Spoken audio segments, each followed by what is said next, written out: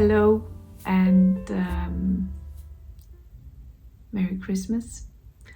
I am checking in just very briefly because I wanted to share with you how my hand-dyed Christmas calendar looked this year. And when I say this year, I mean my last advent calendar actually, because I've decided to shut down my own hand dyeing business because I don't have the time to fulfill all the demands that is required if you want to have a business like that. So before I show you the result, I'd like to just share some thoughts about this decision. I already shared this in Danish in a video earlier, but for those of you who are following from outside of Denmark, I thought I would just share this as well. I've been hand dyeing for I think 3 years now, so it started out just like a sort of a hobby. I was curious in regards of knowing the processes and seeing if I could create some magic with colors. I have an education as a hairdresser, so I know a lot about the color theory, and I thought it would be fun to see if I could convert all this experience into yarn coloring as well. And I really do love handling the yarns, and I do love working with the dye as well. But I found out a couple of years back that I was not thriving as a full-time self-employed knitwear designer, yarn dyer, a yarn shop owner, influencer, and so on. So I took a part-time job, and this means that I only have like a couple of days a week to work in my own business. And being a knitwear designer is much demanding, and it takes a lot more time than actually just 2 days a week. And I found out that that's what I really want. I enjoy the knit pattern designs. I like that process in particular. And that's why I decided to focus on that. I am, though, continuing to do yarn dyeing, but I am doing it for someone else. So I have an amazing collab with Wool Collective, which is a Danish brand, also with a yarn shop, but with an extended collection of indie dyed yarns. And Marie, who owns that business, also is a yarn dyer, but since she's driving a huge yarn business on the sides as well, she needs some extra hands. And since I offered her my hands 1 year ago, we've been experimenting to see if that was something that suits her and would suit me as well. And we've been doing that for 1 year, and it works perfectly. So we have decided that we're gonna go and I can't find the English word, but we're gonna udvide is the Danish word. I will write the English word down below. This collaboration, and this means that I have some personal color recipes in her collection, colors and colorways that are very explicitly my DNA and my color choice, and she's also open to take over some of the recipes that I've been glad about from my collection. So I'm rounding up, so to speak. I am selling out from the inventory I have, and I'm not buying any more yarns to dye on. I have like a small inventory of undyed yarns. I'm gonna dye those in January, and then I am selling out basically. So I'm happy about this decision. It feels right. For the first time in my life, I've actually been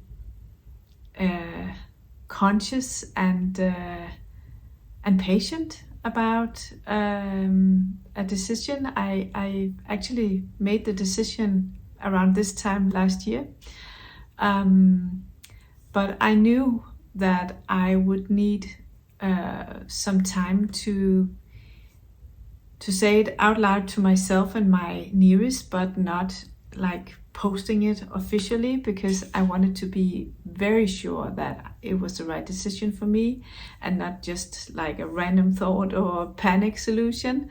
But as the year has gone, I've been more and more ready to say it out loud. So it's good.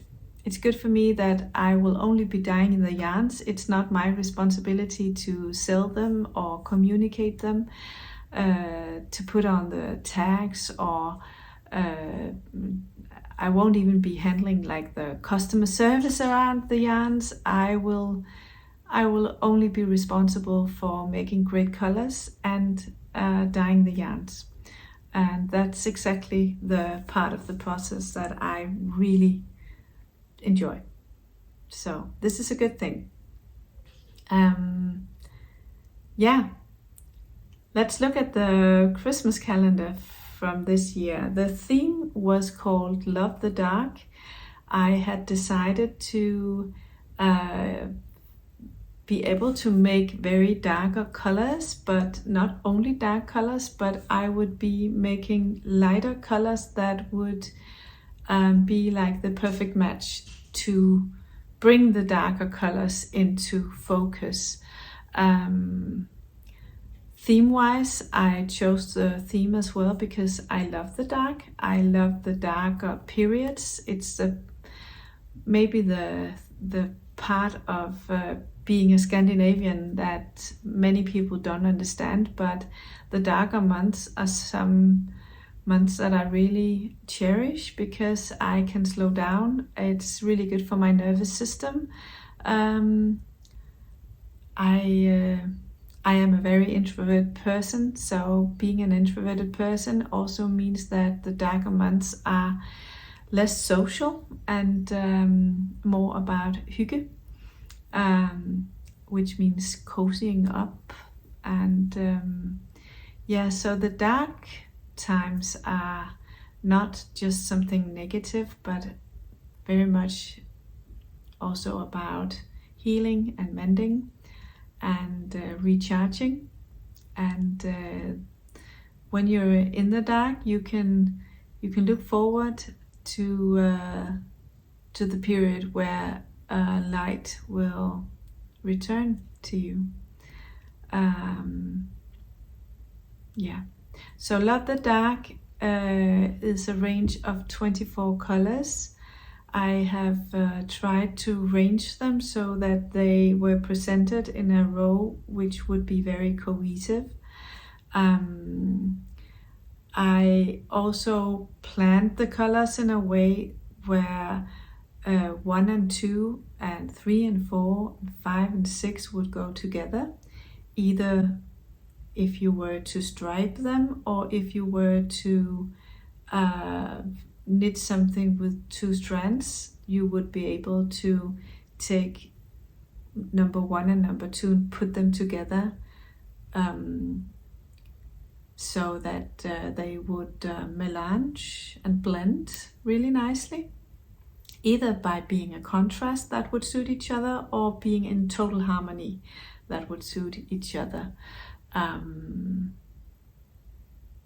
If you were to knit something with a base color, you could also make like a more, it wouldn't be like a total fade, but it would be a very balanced and cohesive striped expression.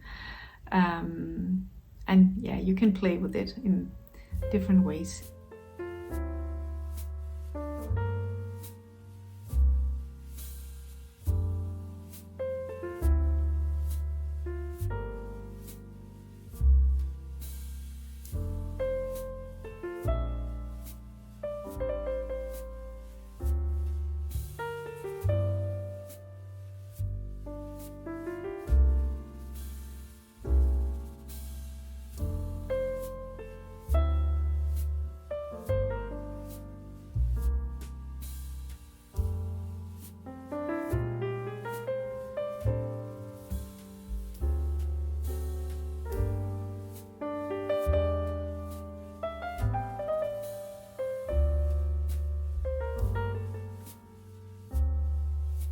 I actually suggested that the yarns could be used for my nydningssjalet, my shawl, my cozy up shawl, which would be perfect to be knit with 2 strands.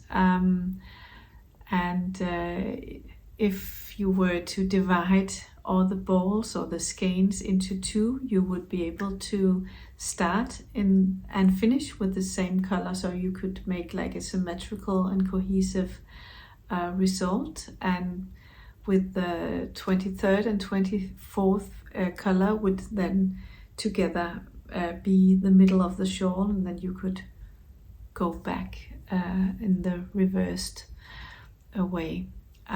I don't know if anyone chose to do this, but if they did, I hope to get to see it, because I actually didn't give myself a calendar this year. I've been doing that the other years, but I haven't had the time to actually use the yarn, so I thought this year I would rather just sell one extra and make someone happy that way. Yeah. So I have none of the yarns for myself this year. I hope you liked the result, and yeah, this was just to check in. This time I can wish you a happy new year, because it's coming up. And in the new year, I look forward to share knitting guides and podcasts and vlogs with you. And yeah, maybe, hopefully, I will get back in the game of sharing some recipes as well from the kitchen. I don't know if it's gonna happen, but I hoped for it last year. It didn't happen this year. A lot of, I don't know, life came and hit me hard. But I am hoping for a very soft and soothing 26, and hopefully I will be getting back into the kitchen as well. We'll see, but knitting and yarn love will be all over this channel as usual. So I'll see you in the new year. Bye.